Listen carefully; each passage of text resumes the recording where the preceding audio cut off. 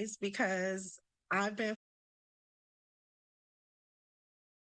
Begin with breaking news. This just in. The FBI says that South LA crime boss Eugene Big U Henley is now in custody.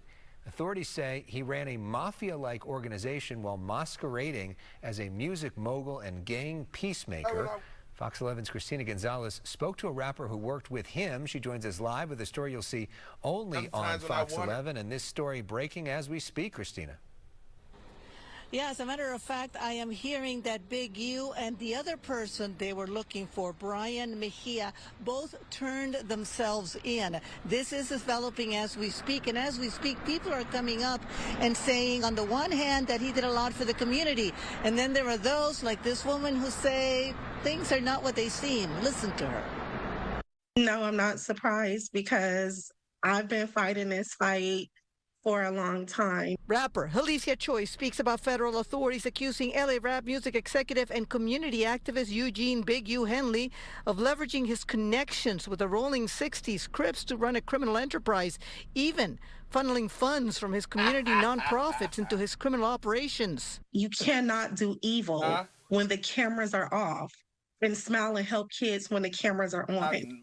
Choice, who you may have seen in rap videos like this one, says she was a budding artist when she first met him. I was just a young kid wanting to rap and wanting to live out my dream and working hard. And, you know, he really took advantage of me. I wanted to help bring donations into his nonprofit development options. And with that being said, he just wanted to take over. He wanted to bully me. He wanted to control me. And when I wouldn't allow that, that's when he started jumping on me and beating me, extorting me, threatening people not to work with me.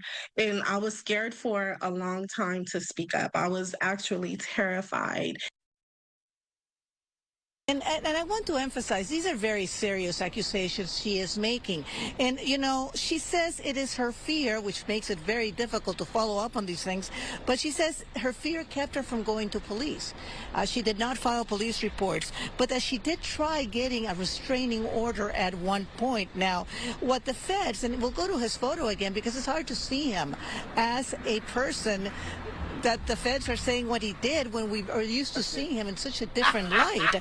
What they're charging him with has nothing to do with what she is accusing him from. The charges do not include anything of what she's saying, but they do say that part of the investigation involves the murder of another young rapper back in Las Vegas. Back in 2021, I talked to police in Vegas, and they told me over the phone that the murder was over, are you ready for this? A diss, that he had written something in a song supposedly talking bad about Big U, and that is why he ended up getting murdered. That's what the police were telling me.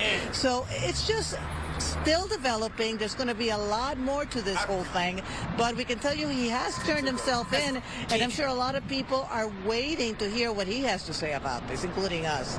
I'm Christina Gonzalez, live, Hayden Park. Back to you guys in the studio. And Christina, there's a connection to Shaquille O'Neal as well, right?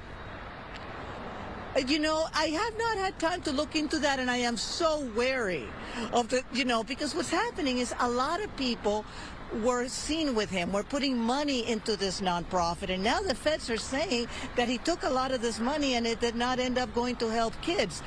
Again, keep in mind, that doesn't mean that kids were not being helped in some capacity by the organizations. The question is where the money went. It's not just Shaq, it's other rappers, other big names that I want to have time to really look into these allegations. Because even with the feds saying it, these are personalities that are well loved in this community, and they need to also have a chance to respond for themselves. Yeah. So, you know, stay tuned. We'll let you know as soon as we can confirm more things. But yeah, even Shaquille O'Neal, part of this whole thing. How sad.